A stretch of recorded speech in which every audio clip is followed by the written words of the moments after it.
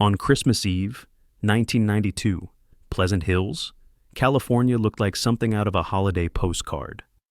Strings of colored lights blinked across rooftops, nativity scenes glowed softly in manicured lawns, and inside one home on Oakwood Drive, the Millers were preparing for a night of celebration. A 20-pound turkey thawed in the sink. Stockings were stuffed and waiting above a crackling fireplace. Gifts lay wrapped beneath a carefully decorated tree. Everything suggested comfort, routine, family. And yet, by the next morning, the Miller home stood silent. John, Mary, their children, Emily and Daniel, and grandmother Ruth were gone, without a single trace. Their blue Ford Taurus still sat in the driveway, the driver's door ajar. On the passenger seat, Mary's purse remained untouched, her wallet and cash inside. No forced entry. No goodbye notes. No sign of struggle. Just 5 people who seemed to have stepped out of existence. Now, imagine this. You've lived next door to a family for years. You wave in the driveway, trade holiday cookies, hear their laughter spill across the fence. Then one night, they vanish into thin air, leaving dinner plates on the table for a meal no one would ever eat. What would you do? Call the police? Knock on every neighbor's door? Or spend decades wondering how such a thing could happen just a few feet from your own window? For 30 years, the disappearance of the Miller family remained one of California's most haunting cold case files. Detectives chased rumors, neighbors whispered theories, and the once tight community of Pleasant Hills never truly recovered. But what no one realized was that the truth had been waiting all along, hiding in plain sight, maybe even right next door. Stay with us, because this story only gets darker. Subscribe now. You won't want to miss what's buried next door. Pleasant Hills, California, was the kind of suburb people dreamed of in the early 1990s. Rows of tidy, single-family homes lined Oakwood Drive, each one framed by white picket fences, neatly trimmed lawns, and a sense of security that seemed almost unshakable. In winter, Pleasant Hills looked like a living Christmas card. Neighbors competed with each other to hang the brightest lights, to build the tallest lawn snowman out of plastic, or to position the most elaborate nativity set in the yard. It was safe, idyllic, the kind of place where parents still let their children ride bikes unsupervised until dusk. The Miller home at 1426 Oakwood Drive blended perfectly into this landscape of suburban cheer. John Miller, 38, worked as an accountant at a local firm. Mary Miller, 36, was a part-time kindergarten teacher at Pleasant Hills Elementary, beloved by parents for her warmth and patience. Their daughter Emily, 10, was precocious and curious, always asking questions about the stars and bringing home library books that were far beyond her grade level. Daniel, 7, was rambunctious and adored superheroes, his room plastered with posters of Batman and Superman. Earlier that year, Mary's mother, Ruth, 67, had moved in after losing her husband. Neighbors noticed how the arrangement seemed to bring the family closer together. Ruth baked cookies with the children, walked them to school when Mary was teaching, and filled the house with the kind of old-fashioned grandmotherly stability that only strengthened the family's image as picture-perfect. Mary, in particular, was the family's emotional center. To those who knew her, she was more than a teacher and mother. She was the caregiver who held everything together. She organized holiday dinners, checked in on elderly neighbors, and wrote personal thank you notes for even the smallest kindnesses.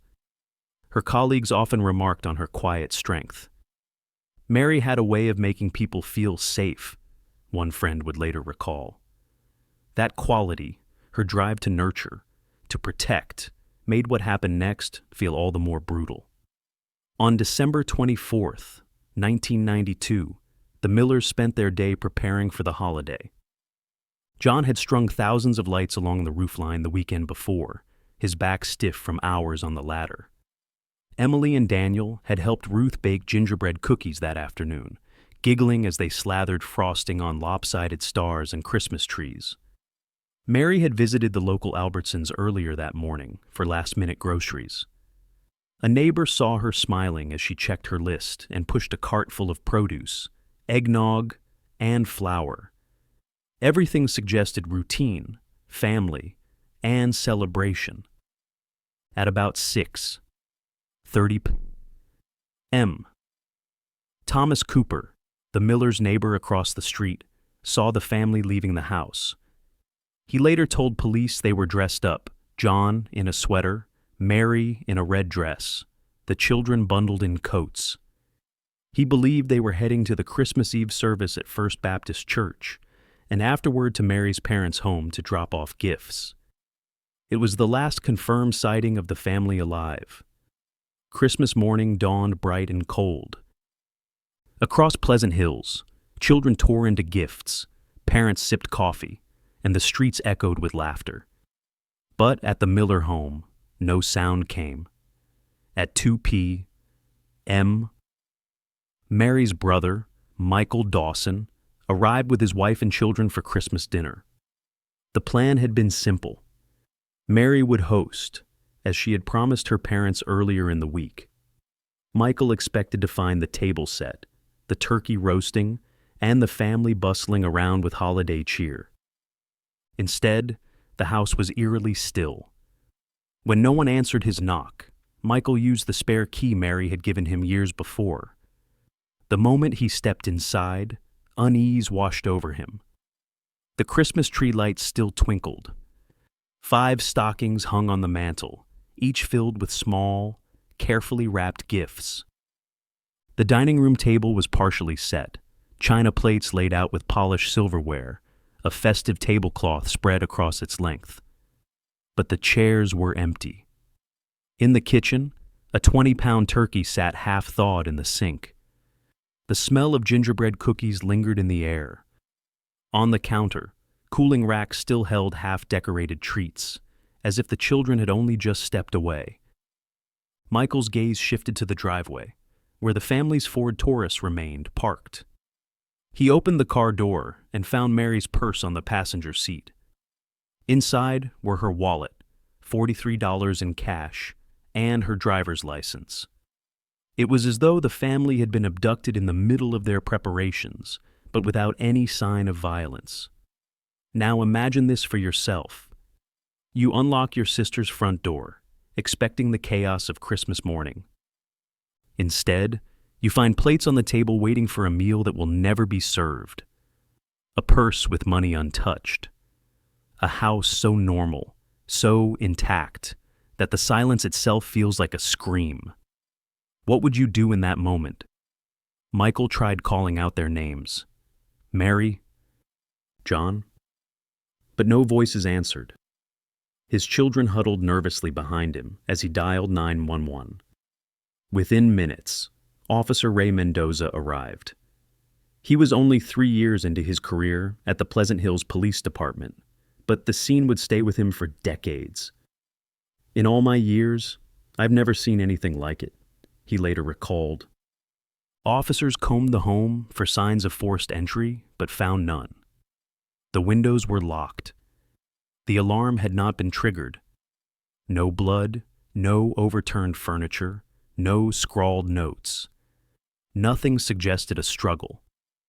It was as if the Millers had simply evaporated. Word spread quickly.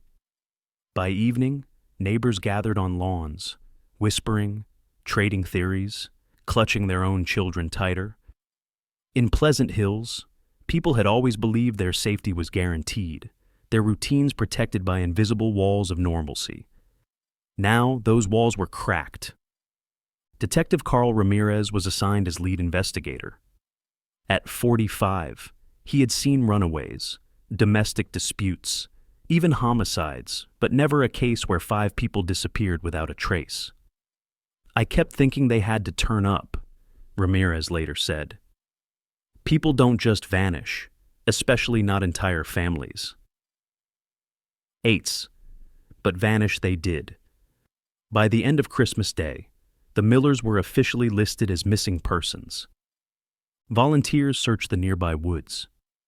Police checked hospitals, airports, and bus stations. Flyers with the family's photographs were pinned up across California. Their bank accounts remained untouched. Their passports were still in the safe in John's office. The first hours stretched into days, then weeks. And still, there was no sign of the Miller family. To neighbors, the house soon became a monument to absence. The lights stayed on. The decorations remained. Mary's parents, too devastated to clear anything, insisted on leaving the house intact, as if their daughter and grandchildren might walk back through the door at any moment. For them, the home was frozen in time, a shrine to a life brutally interrupted. Psychologically, the disappearance struck the community at its core. Mary had been the archetype of a caregiver, not just for her family, but for Pleasant Hills itself. To know that someone like her could vanish, children in tow, grandmother included, fractured the town's sense of stability. She represented safety. And now, safety itself felt like a lie. The vanishing of the Millers was no ordinary mystery. It was an open wound, a puzzle that made people question everything they thought they knew about their neighbors, their streets, even their own homes. And for Detective Ramirez, it became an obsession, the case that would define his career.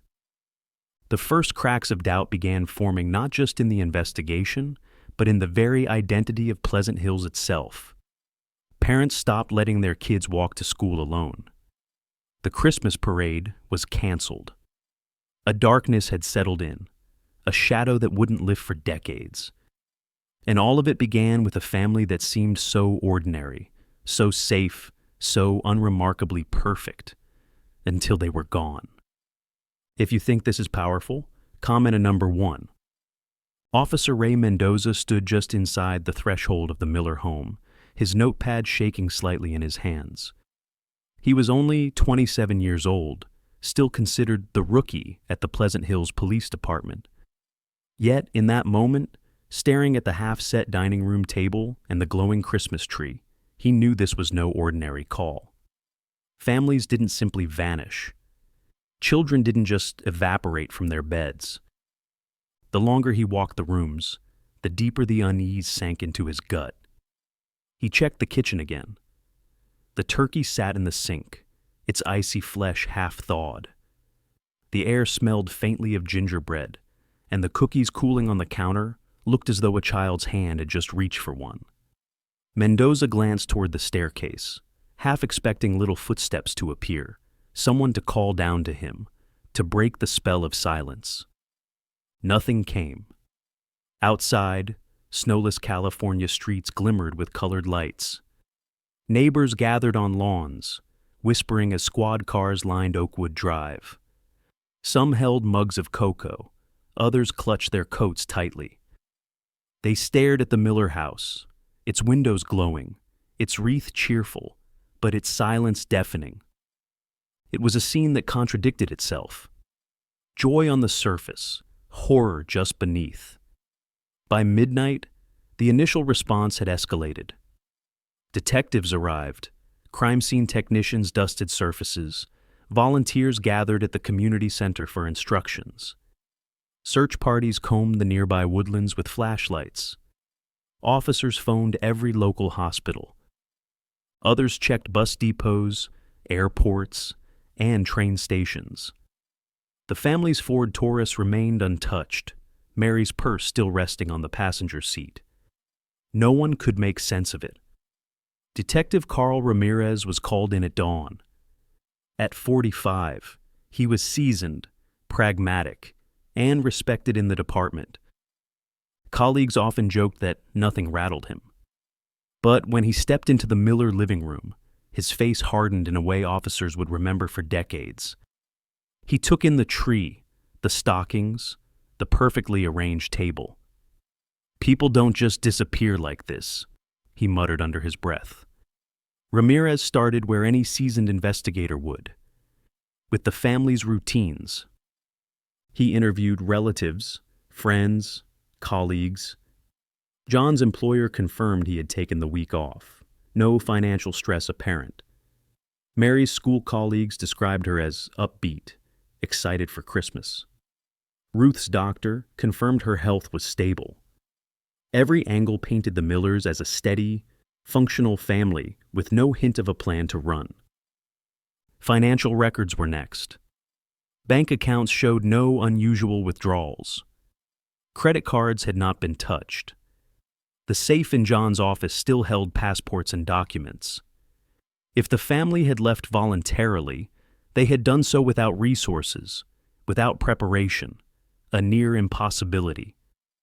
Search efforts expanded in concentric circles. Deputies rode horseback through the hills. Helicopters scoured the landscape with infrared equipment. Canine units tracked scent trails that faded within a block of the home. Each day without results stretched the gap between hope and dread. For the community, the realization was slow and painful. At first, many neighbors believed the Millers would return any minute. Perhaps a last-minute trip, a misunderstanding, some accident that would soon be explained. But by the end of the week, as decorations still twinkled and the mailbox overflowed, a darker reality set in. The Millers were gone. Psychologically, the effect was destabilizing. Parents who once let their children play freely now walked them to school.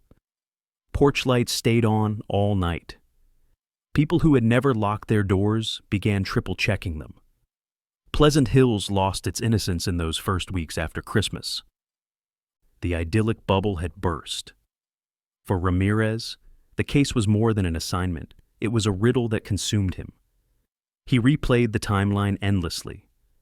The last confirmed sighting at 6:30 p.m. The untouched dinner preparations, the locked house. He interviewed every neighbor, every coworker, every relative. He built a board of photographs, stringing connections, noting gaps. At night, he lay awake, staring at his ceiling, asking himself the same questions. Where could 5 people go? Who could hide them so completely? Weeks passed. Tips poured in from across California. Sightings were reported in Los Angeles, in Reno, even as far away as Mexico. Ramirez chased each one, only to find dead ends. Every false lead deepened his obsession. He drove past the Miller house daily, unable to let it go. The glowing decorations were eventually taken down, but in Ramirez's mind, the scene never dimmed. By spring of 1993, the posters bearing the Millers' faces were fading in store windows. The news crews had moved on, but Ramirez remained. He carried the file everywhere, updating it obsessively. He told colleagues he couldn't shake the image of the stockings over the fireplace, the meal that would never be eaten. The case grew cold far faster than anyone expected. No ransom notes, no bodies, no clues that could be pieced into a narrative. To outsiders, it became another mystery, a tragic entry in law enforcement's growing backlog. To Ramirez, it was an open wound. He began reviewing old cases for patterns, wondering if a serial predator had passed through Pleasant Hills. He built timelines of transients, sex offenders, even estranged relatives. Each theory collapsed under scrutiny. The lack of closure began to take a toll on him.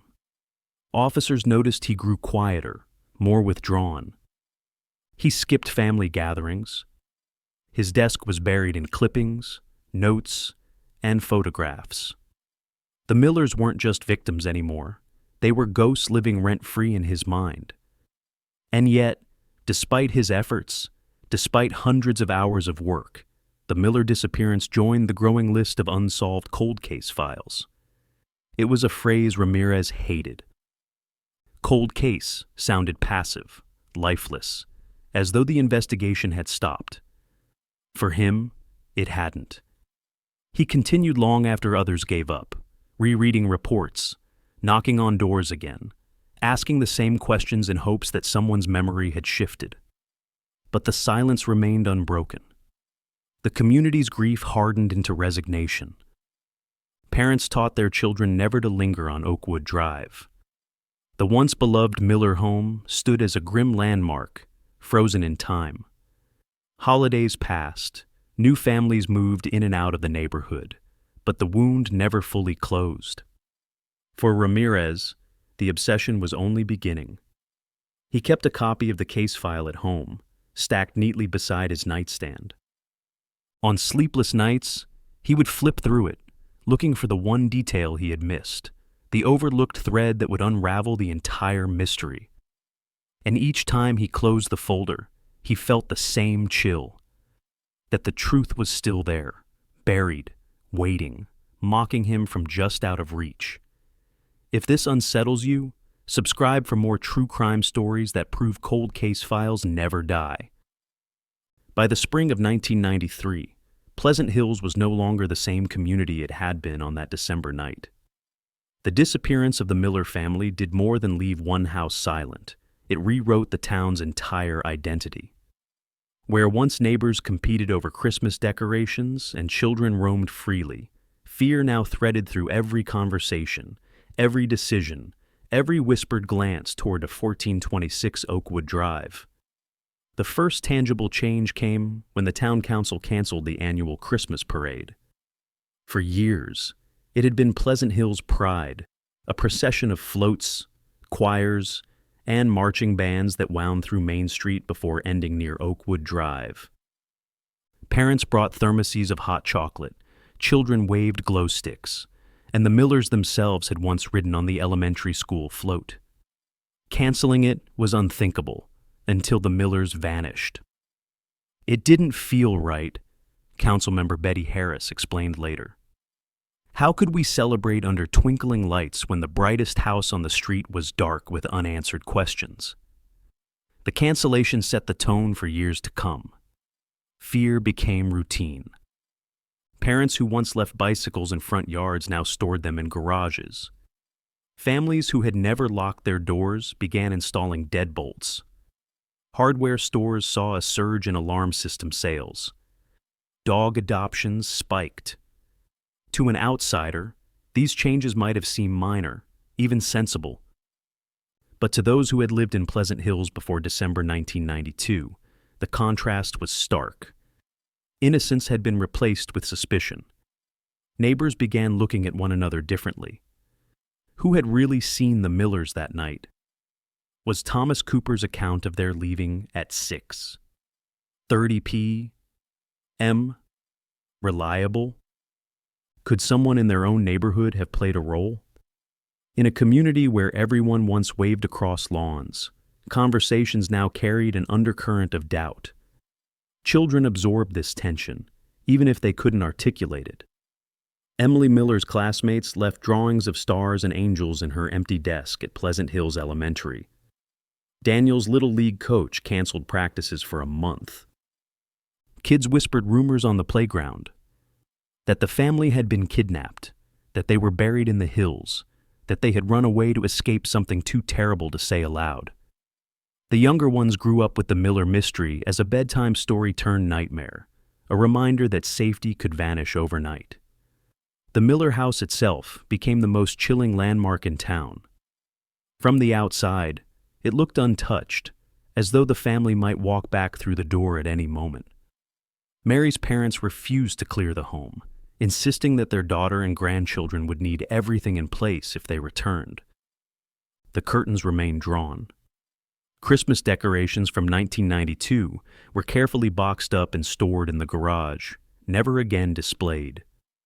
Inside, the dining table remained partly set. The bedrooms still held toys, books, and schoolwork. Even the gingerbread cookies, left to harden on the counter, were preserved by Mary's mother for years, a heartbreaking refusal to let go. Neighbors avoided walking past.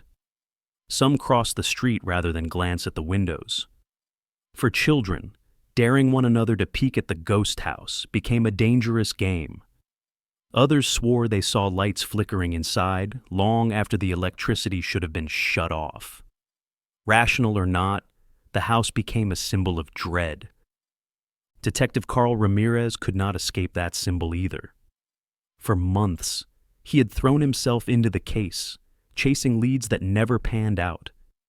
Each time he returned to Oakwood Drive, he felt the same suffocating sense of incompleteness. He began to stop by the house even when there was no official reason, parking across the street and staring at the front door as if willing it to open. Officers joked that he had moved in without moving in, but it wasn't funny. Ramirez was haunted. His colleagues noticed the change.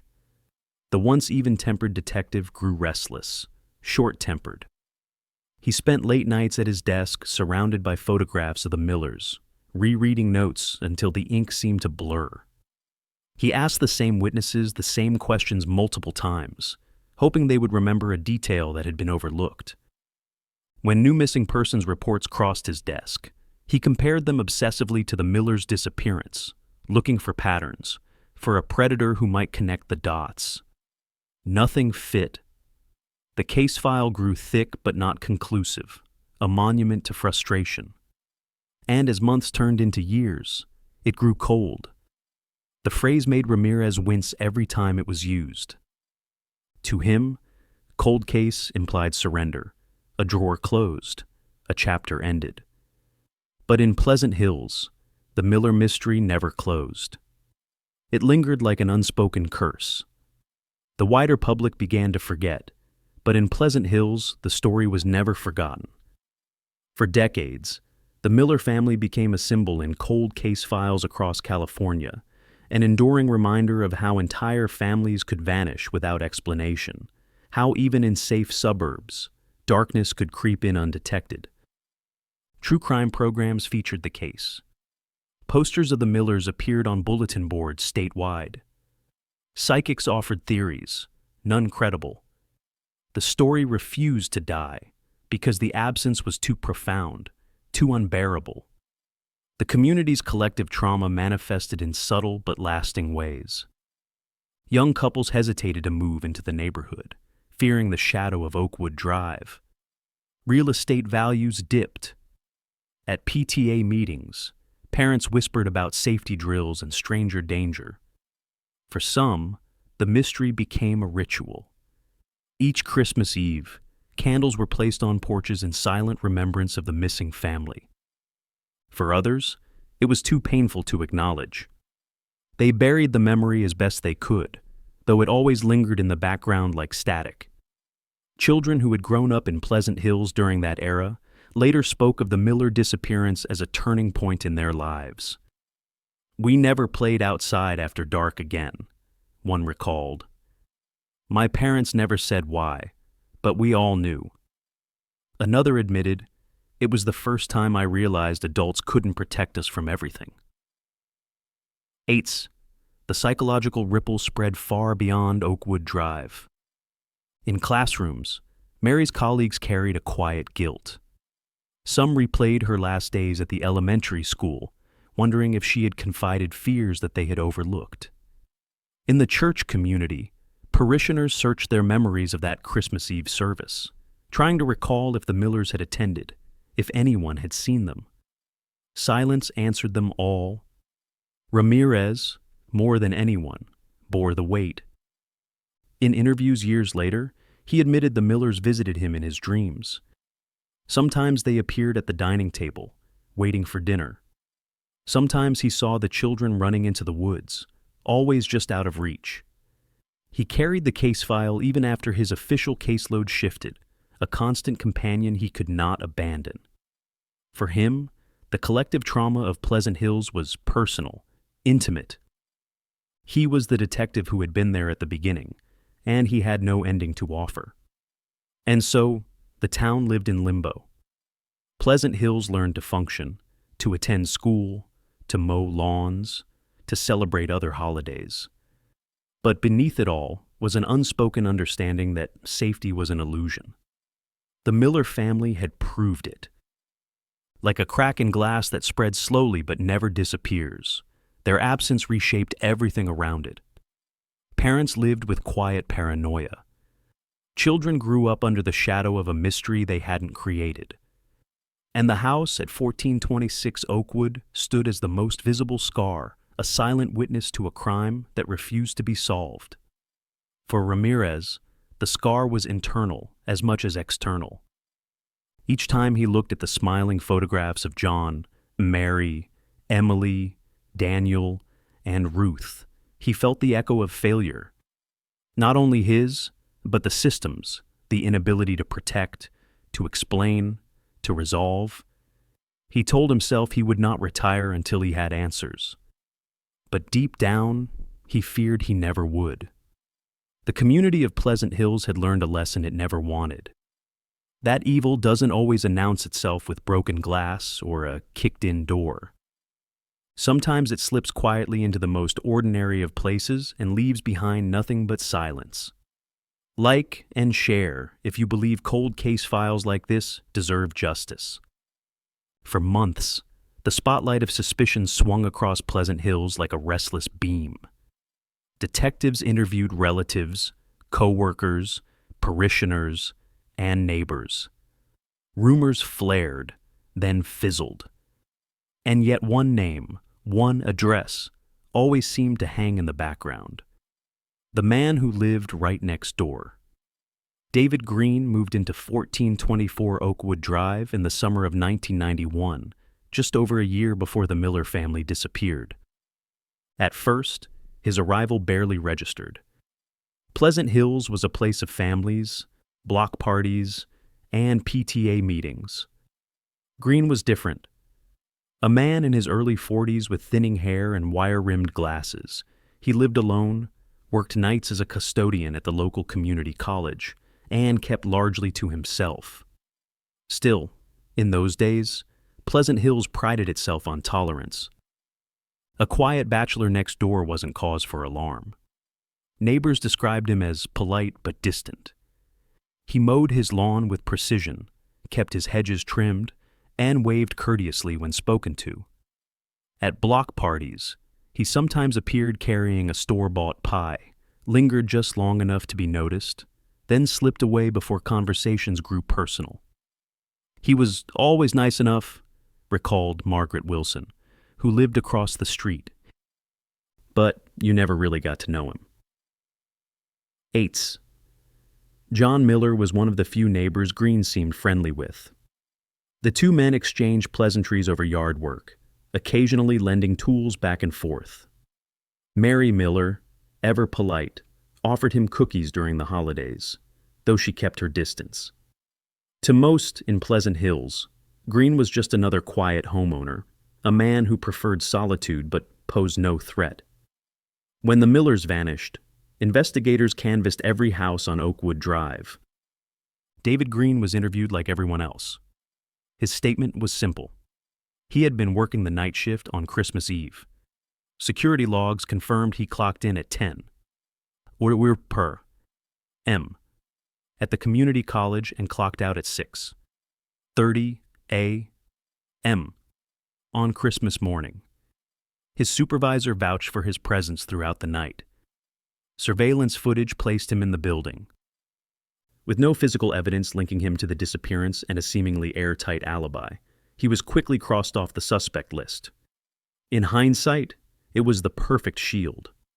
While the Millers were last seen around 6:30 p.m., Green's alibi didn't begin until 10:00 p.m., a 3.5-hour window. But in the urgency of those early days, police saw only what was verifiable. They needed certainties, not suspicions. And Green, the quiet custodian with a time card to prove his story, was forgotten. For the next decade, he blended seamlessly back into the scenery of Pleasant Hills. Each year on Christmas Eve, while neighbors attended services or hosted family gatherings, Green placed 5 candles in his front window. Some saw the gesture as touching, a quiet tribute to the missing family. Others found it unsettling, a ritual that reminded them of absence rather than hope. "It gave me chills," one neighbor admitted. Every year, those 5 candles flickered in the dark. It was like he was keeping vigil for ghosts. 8. If you had lived on Oakwood Drive back then, you might have driven past those candles without thinking twice. Or perhaps you would have slowed, your stomach tightening, wondering, what if the man next door seemed harmless but hid something darker? Green's life appeared uneventful on the surface. He worked his custodial job, paid his bills, and attended to his yard with almost obsessive neatness. Yet subtle details began to trouble some who observed him closely. He rarely had visitors. No family members ever came for holidays. His curtains remained drawn, even on bright summer days. At block parties, when conversations turned to the Millers, he slipped away, retreating into silence. Detective Ramirez, though consumed with the Miller case, never managed to build a case against Green. He noted the man's oddities but could never connect them to evidence. Being strange isn't a crime, Ramirez often reminded himself. And so, the years slipped by. By the early 2000s, Ramirez retired, his health frayed by decades of obsession. His replacement in the cold case unit, Detective Lisa Chen, approached the Miller mystery with fresh eyes. Chen was meticulous, known for her patience and persistence. She began the painstaking process of revisiting every statement, every neighbor, every detail. And inevitably, she came to David Green. Nearly 20 years had passed since the disappearance. Green was still there, living alone in the same house, working the same job, performing the same quiet rituals. Chen knocked on his door one autumn morning in 2010. He answered slowly, glasses perched low on his nose, his hair grayer now, his face thinner. She explained she was re-reviewing the case and asked if he had remembered anything new. Green shook his head. His story was the same as in 1992. He had been working. He hadn't seen or heard anything unusual. He expressed sympathy for the family, saying he often thought of them, especially at Christmas. Chen noted the 5 candles on his mantel and asked about them. "It's just my way of remembering," he said quietly. She left with no new leads. Her report was professional, but her private notes hinted at unease. "There is sadness in him," she wrote. "A lingering attachment to the case. Possibly guilt. Possibly grief. Hard to read." 8. Neighbors, too, had mixed feelings. Some believed Green was simply lonely, a man who lived a small, orderly life and mourned the family next door as everyone did. Others whispered more sinister theories, that his annual candle ritual was less about mourning and more about gloating, a private memorial only he understood. Without proof, it remained speculation. Psychologists who later studied the case point out that predators often hide in plain sight by adopting the guise of ordinariness. They mow their lawns, wave politely, show up at neighborhood events just enough to appear normal. Their camouflage is precisely their lack of drama. We imagine predators as monstrous figures lurking in shadows, one criminologist explained. But the reality is far more disturbing. They often look like your neighbor, the man who smiles and nods, the one you never think twice about. 8. David Green embodied that paradox. On the surface, he was ordinary to the point of forgettable. But beneath the surface, something about him didn't quite fit. The absence of personal ties, the meticulous routine, the ritual candles, each detail could be benign, or each could be the trace of something far darker. By the time Chen closed her re-examination, she admitted privately that Green unsettled her. But without evidence, she could not justify further action. She filed her report, noting his continued presence in the neighborhood, and moved on. The Miller case remained cold. And so, through the 1990s and 2000s, Green aged in place while Pleasant Hills struggled with its unhealed wound.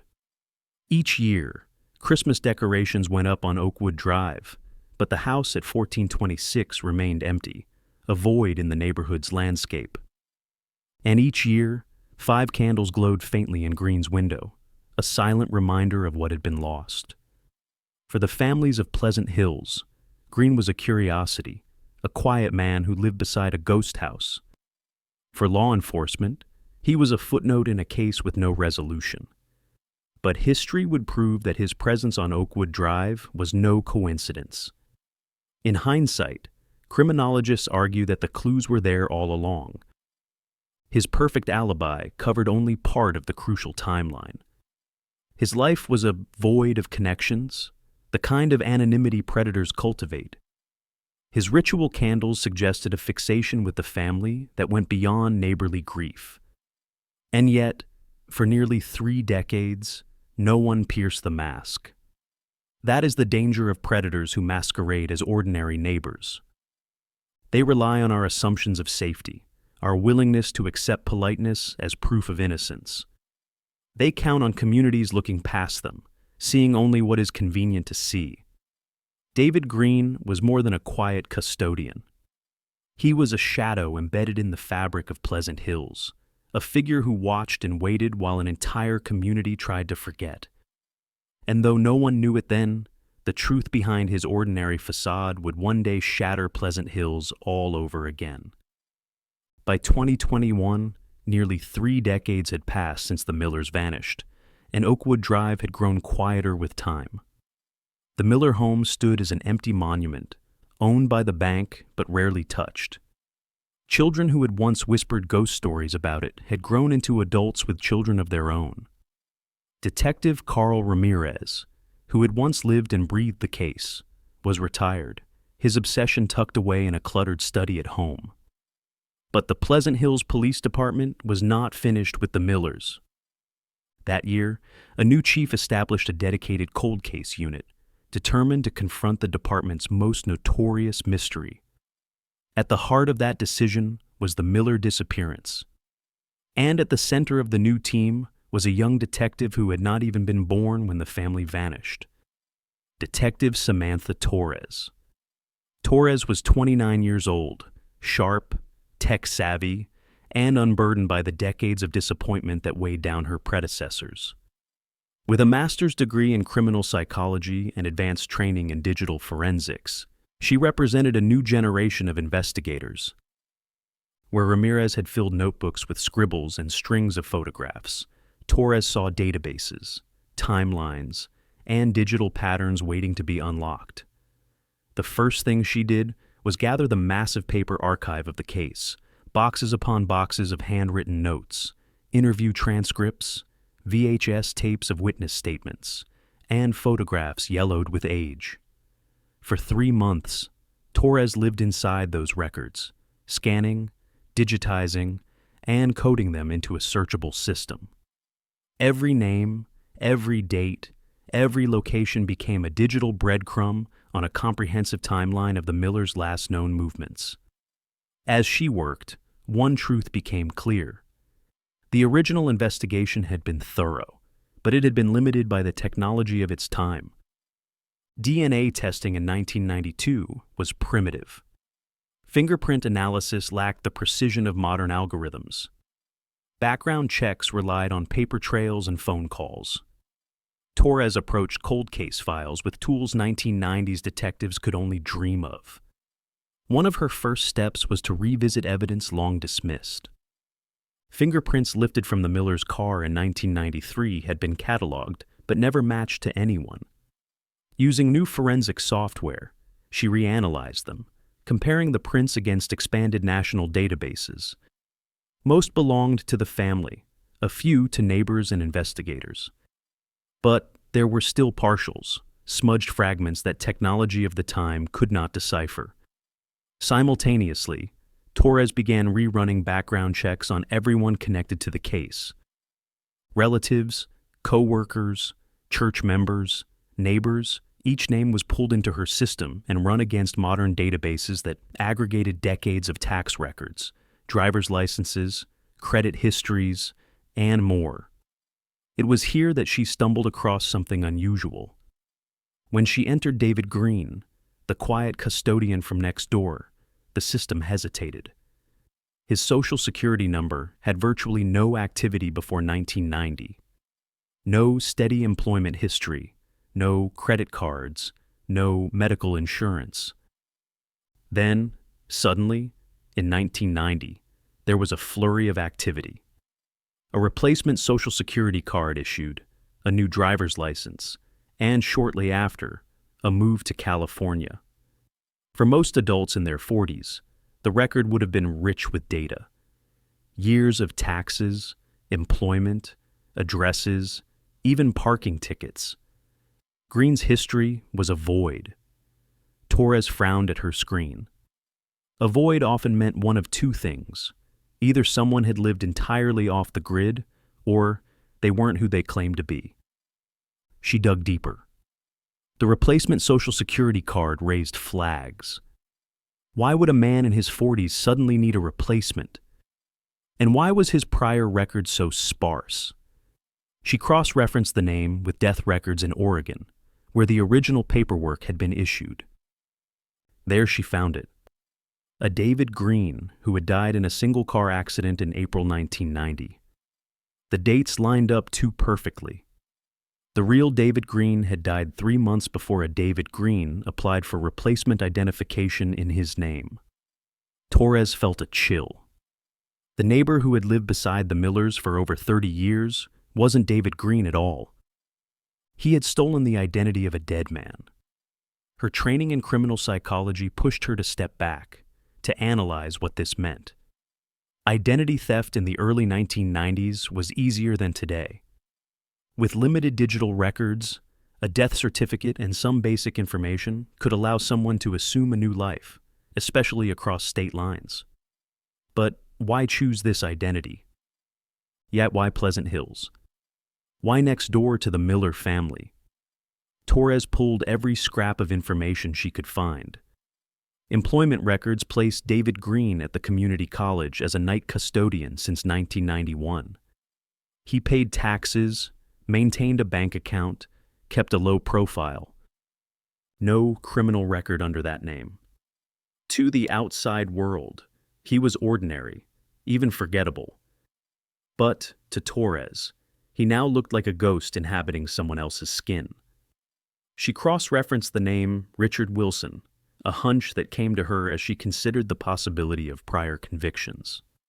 Slowly, the truth began to surface. Richard Everett Wilson, born 1951 in Tacoma, Washington. Arrested in the 1970s for burglary and assault.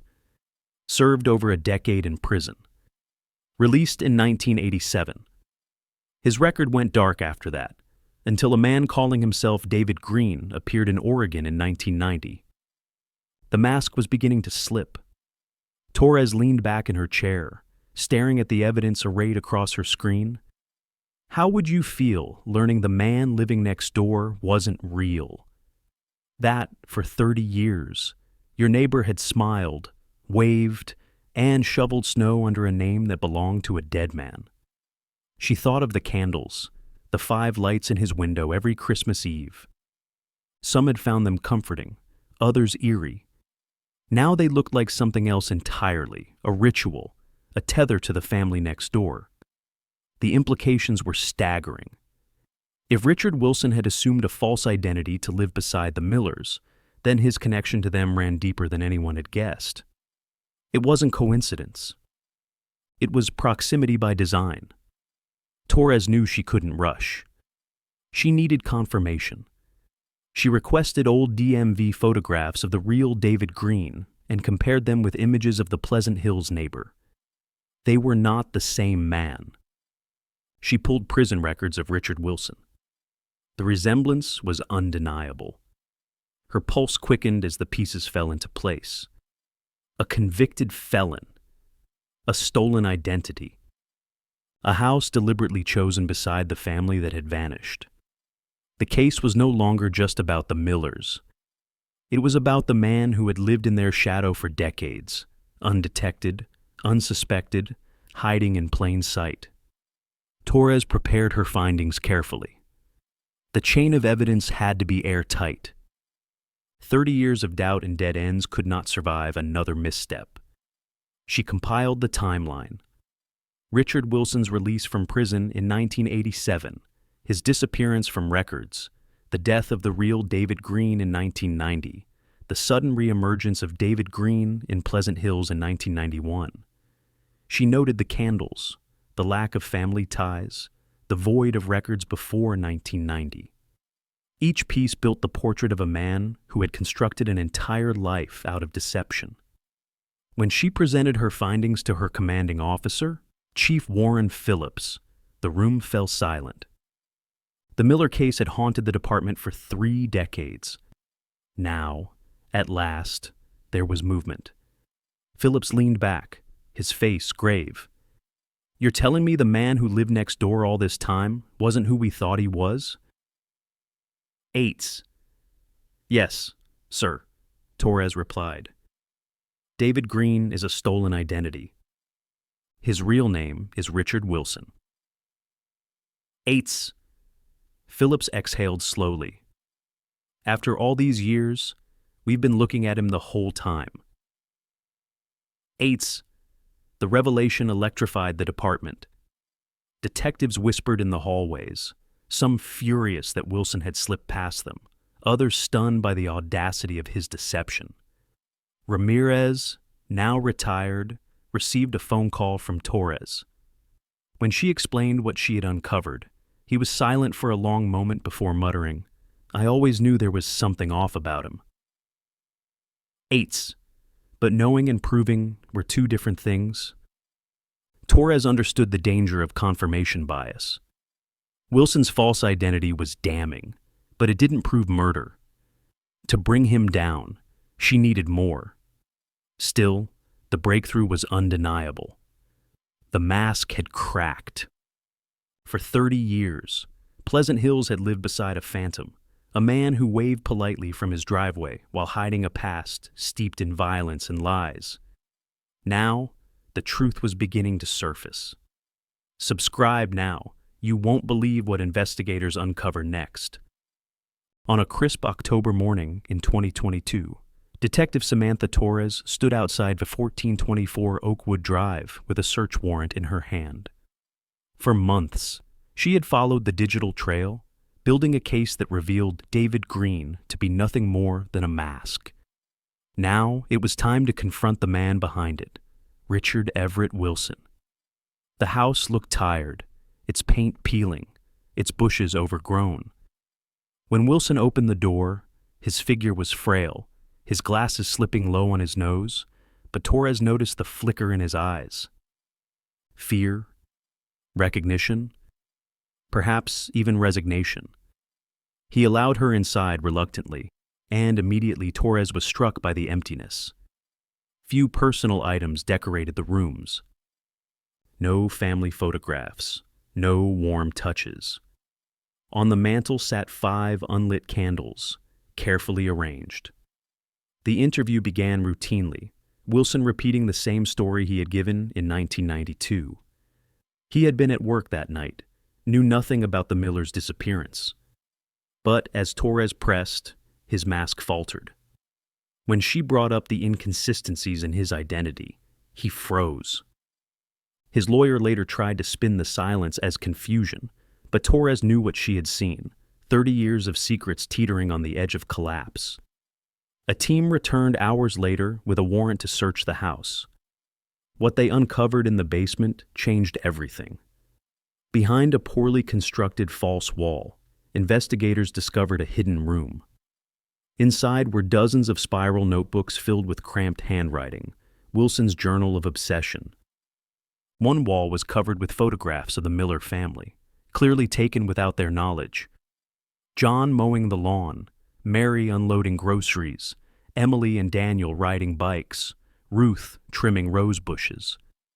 They were not snapshots of neighbors, they were surveillance trophies. More disturbing still was a shoebox filled with personal items. Emily's blue hair ribbon, Daniel's green plastic toy soldier, Mary's pearl earring. John's college class ring, Ruth's reading glasses. Items that should have remained in the Miller household had somehow found their way into Wilson's private shrine.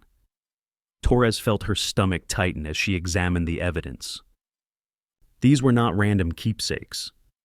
They were trophies, physical proof of ownership, symbols of a predator's need for control. Psychologists who later studied the case emphasized this pattern. Ritualistic killers often keep items that bind them to their victims, not out of sentiment, but out of domination. To Wilson, the Millers had not simply disappeared. They had been absorbed into his world. But the basement was only the beginning. With probable cause secured, Torres obtained a warrant to excavate the yard. The next morning, forensic anthropologists arrived with ground-penetrating radar. Neighbors gathered behind police barricades, whispering anxiously as the machines swept across the modest backyard. Within hours, 3 anomalies were detected. Rectangular shapes, 6 to 7 feet long, buried several feet below the surface. The team marked the areas and began to dig carefully. Dirt was lifted in measured layers, screened for evidence. Every movement was slow, deliberate. By mid-afternoon, one of the shovels struck something metallic. The crew switched to brushes and trowels, uncovering the corner of a corroded storage container. Soon, the full outline was visible. A metal trunk, roughly 7 feet long, sealed with rusted padlocks. The locksmith worked silently, his tools clinking against steel. When the lid finally creaked open, Torres stepped forward. Inside lay the wrapped remains of an adult male, cocooned in a fabric later identified as a Christmas tablecloth. On the chest rested a wallet containing John Miller's driver's license. The air seemed to leave the backyard at once. Some neighbors gasped. Others wept quietly. For 30 years, they had wondered, speculated, whispered theories in kitchens and at church picnics. Now the answer was emerging, and it was more horrifying than they could have imagined. 2 more containers were unearthed before nightfall. One held the remains of Mary and Ruth, the grandmother wrapped carefully beside her daughter. The other contained the children. Emily and Daniel had been preserved with similar ritualistic care. Forensic analysis later confirmed what Torres already sensed. Blunt force trauma had claimed the adults, while the children had died from asphyxiation. Wilson had not simply discarded them. He had entombed them. The use of Christmas tablecloths was especially chilling, an attempt to fold the family's death into a grotesque parody of celebration. Neighbors stood behind the barricades as the remains were lifted from the ground. Some clutched flowers. Others held their children close. Picture police digging just feet away, realizing the truth that had been buried beside you for 30 years. That the house you walked past on morning jogs, the yard your kids dared each other to cut across, had been a graveyard all along. Psychologists who reviewed the evidence later pointed to the ritualistic nature of Wilson's acts. He had not buried the Millers hastily, as a panicked killer might. Instead, he had preserved them with deliberate care, using cloths associated with the holiday they never lived to see. His basement shrine of trophies reinforced the same narrative: obsession, control, and a refusal to let go. To Wilson, the Millers did not simply die. They became possessions, bound to him even in death. For Torres, the discovery was both triumph and tragedy. Triumph, because proof had finally surfaced. Tragedy, because the reality of what happened was so much darker than speculation. These were not victims lost to some faceless abductor. They had been buried within arm's reach of safety, in the shadow of their own home. The news spread quickly across Pleasant Hills. By evening, television crews lined Oakwood Drive. Reporters whispered into cameras while spotlights illuminated the excavation site. The community, which had carried the weight of uncertainty for 3 decades, now confronted an unbearable certainty. The Millers were dead, and their killer had been their neighbor all along. For many, the candles in Wilson's window took on a sinister new meaning. What some had once seen as mourning now looked like ritual, a yearly performance to mask guilt with the appearance of grief. "It makes me sick," one resident told reporters. All these years, he was right there, pretending to remember them while hiding the truth in his yard. 8. Back at the station, Torres prepared for the next step, confronting Wilson with the evidence. But even before the interrogation began, she knew this was proof that even the most chilling cold case files can finally speak. The Millers' voices had been silenced in 1992, but their remains, their possessions, and the ritualistic patterns Wilson left behind had begun to tell the story he had tried to bury.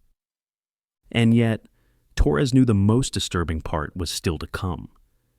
Because when Richard Wilson finally opened his mouth, the confession he gave would unearth not just the how, but the why, and that, she feared, would be worse than the crime itself. Shocked? Stay with us, because the confession will disturb you even more. The interrogation room was silent except for the faint hum of fluorescent lights. Richard Wilson sat slumped in his chair, his hands folded tightly in front of him. Across from him, Detective Torres watched, waiting. She didn't need to rush. The evidence from his basement, the containers unearthed from his yard, they spoke louder than any words. When he finally looked up, his expression carried something unexpected.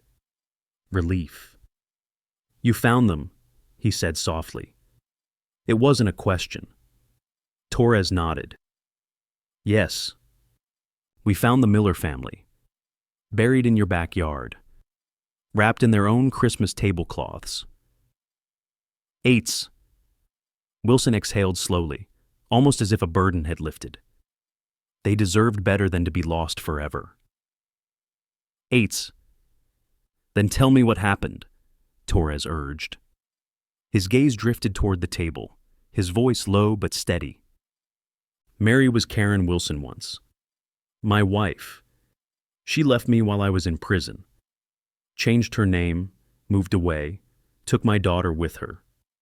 Emily was mine." 8.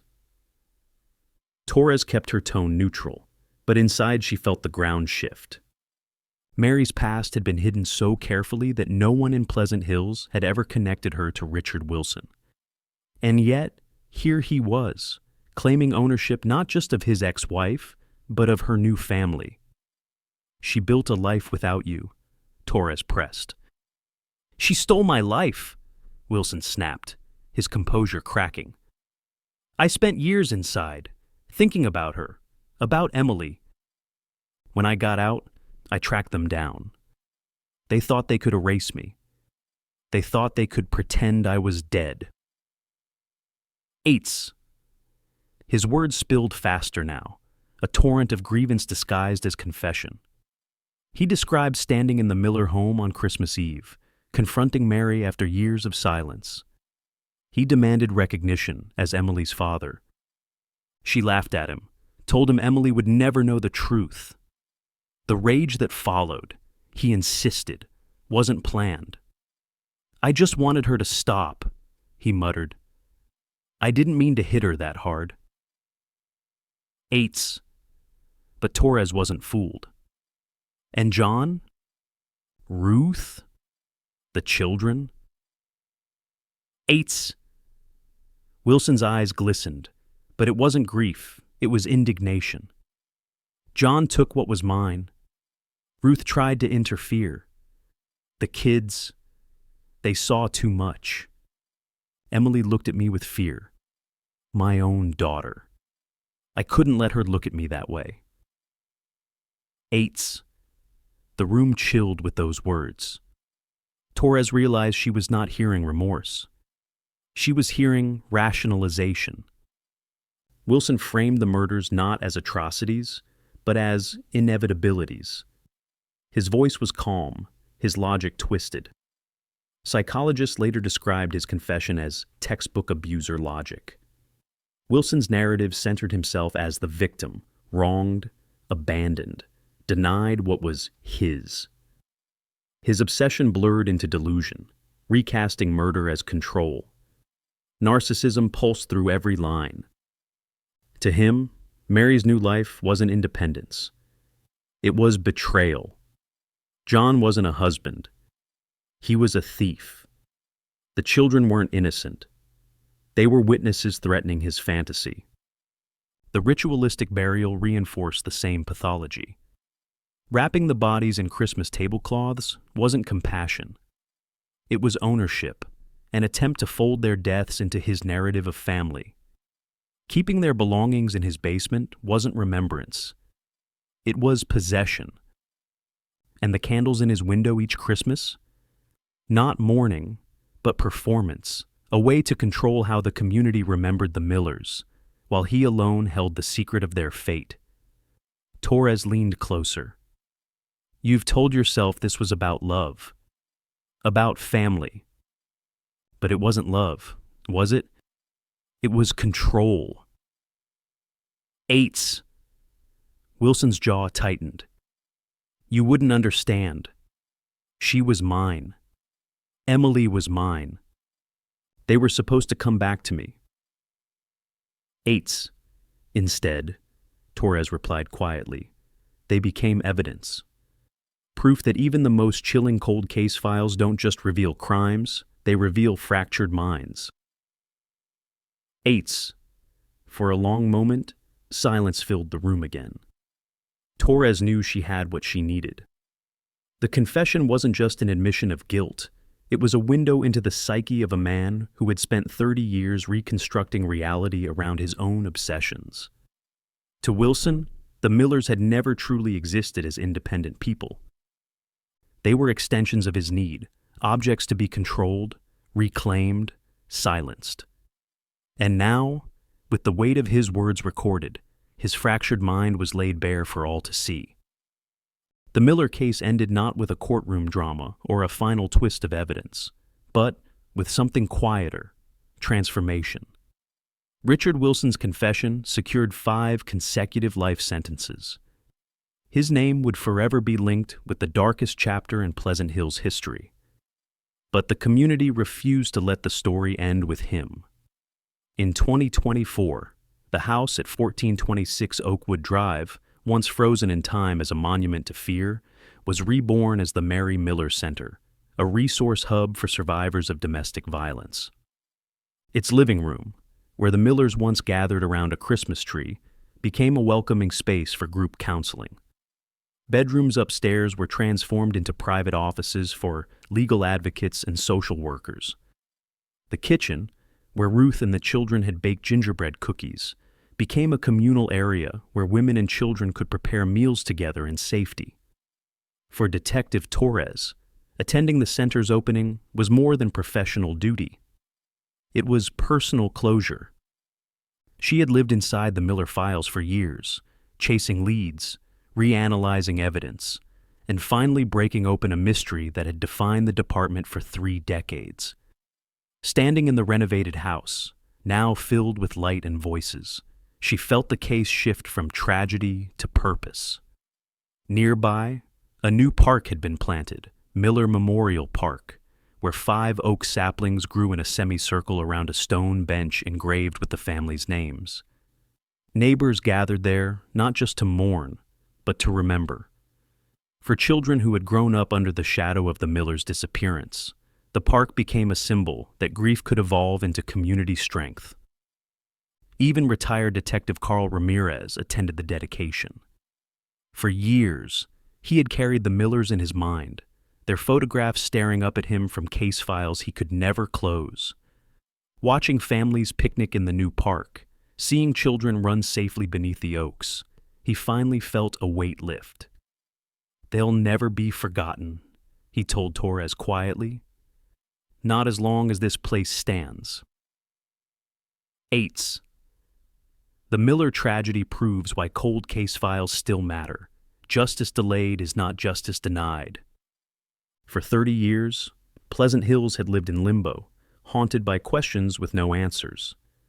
DNA advancements, digital forensics, and one determined young detective finally shattered the silence.